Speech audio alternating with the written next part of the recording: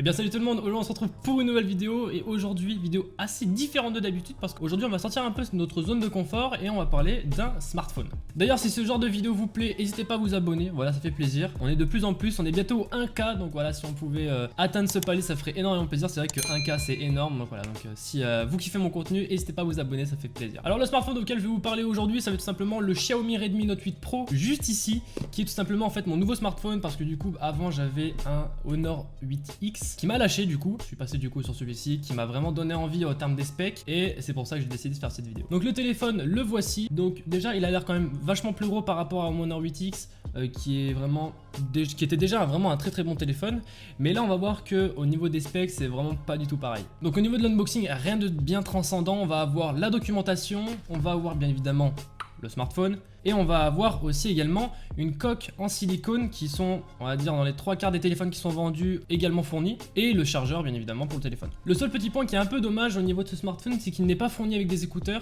C'est peut-être le point que je peux entre guillemets lui reprocher au niveau de l'unboxing parce que c'est vrai que la plupart des téléphones d'aujourd'hui sont fournis avec des écouteurs que ce soit du côté de Samsung, que ce soit du côté du Huawei, Honor etc.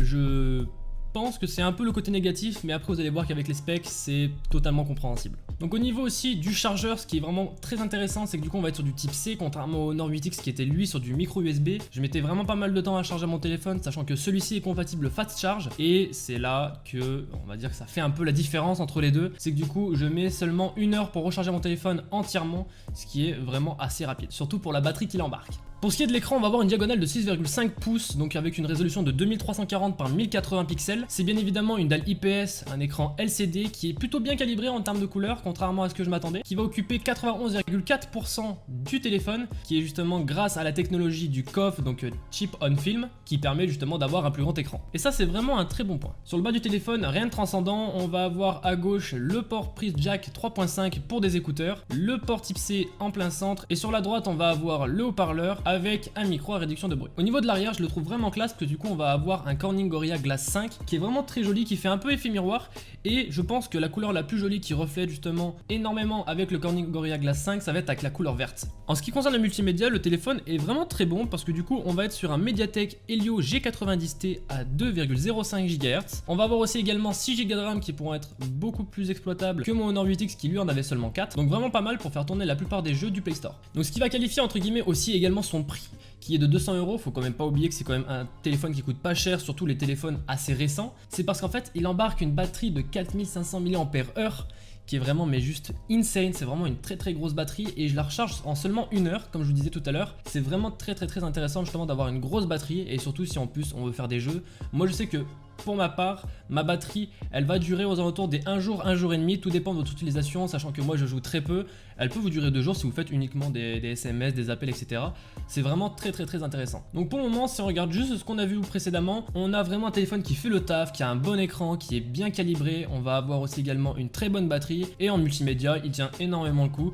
Donc jusque là tout va bien. Hop, petite pause, j'ai oublié de vous préciser qu'il était également possible de le déverrouiller avec la reconnaissance faciale et également le lecteur d'empreintes. Voilà, bonne vidéo. Donc là on va vraiment s'attaquer à un point qui m'hype le plus sur le téléphone, ça va être la caméra. Enfin, les caméras parce que du coup il embarque 4 capteurs. Donc sur celui-ci on va avoir un capteur principal de 64 mégapixels avec un second capteur qui est un ultra grand angle 120 degrés à 8 mégapixels avec une ouverture de f2.2 et les deux derniers ça va être un capteur macro et un capteur pour l'effet bokeh, donc l'intelligence artificielle qui sera directement disponible dans votre application appareil photo, qui seront tous les deux à 2 mégapixels. Et au niveau de la caméra avant aussi ils ont vraiment fait l'effort, c'est du coup de mettre un très gros capteur par rapport aux anciens téléphones, c'est que du coup on va être sur du 20 mégapixels avec une ouverture de f2.0 qui est vraiment plutôt pas mal. En ce qui concerne également aussi la vidéo dessus, c'est qu'on va pouvoir filmer avec des ralentis plutôt puissants jusqu'à 960 images par seconde. Bien évidemment, il y a les autres résolutions qui sont disponibles également, qui sont le 1080p 60 fps, le 30 fps. On va avoir aussi du 720p 60 fps et 30 fps, qui est vraiment déjà pas mal en tout cas pour ce genre de caméra. Donc en globalité, le téléphone est vraiment très bon. On va avoir des très bonnes perfs dans tout ce qui est multimédia, que ce soit les réseaux sociaux ou même les jeux vidéo. Que ce soit aussi également au niveau de la batterie qui va vraiment énormément tenir, que ce soit même quand vous jouez. Bon, bien évidemment, tout dépend ce que vous faites. Si vous passez votre journée sur Netflix, forcément que la batterie elle va moins tenir. Mais en tout cas, pour mon utilisation personnelle, elle tient énormément le coup. Je tiens facilement un jour et demi. Et surtout au niveau de la caméra, je suis vraiment très content parce que c'est vraiment un très bon téléphone, surtout en photo, et c'est pour ça aussi également que je l'ai pris. Donc là, si on regarde vraiment la globalité du téléphone, on est d'accord que pour 200 €, c'est vraiment un très bon rapport qualité-prix, performance également, parce que là, pour ce prix-là, je pense pas qu'on va trouver meilleur. Donc pour moi, le prix est plutôt bien justifié. Donc j'espère en tout cas que cette petite review vous aura plu. C'est vrai que je sors pas mal de ma zone de confort en ce moment, j'essaie un peu de faire différentes choses. D'ailleurs, il y a d'autres petites vidéos qui vont sortir très prochainement qui vont potentiellement vous plaire. Donc en tout cas, n'hésitez pas à me bombarder dans les commentaires si vous avez kiffé cette petite review. Bien évidemment, à mettre votre like, votre commentaire, à partager, à s'abonner. Et puis bon, on se retrouve dans la prochaine vidéo. Ciao!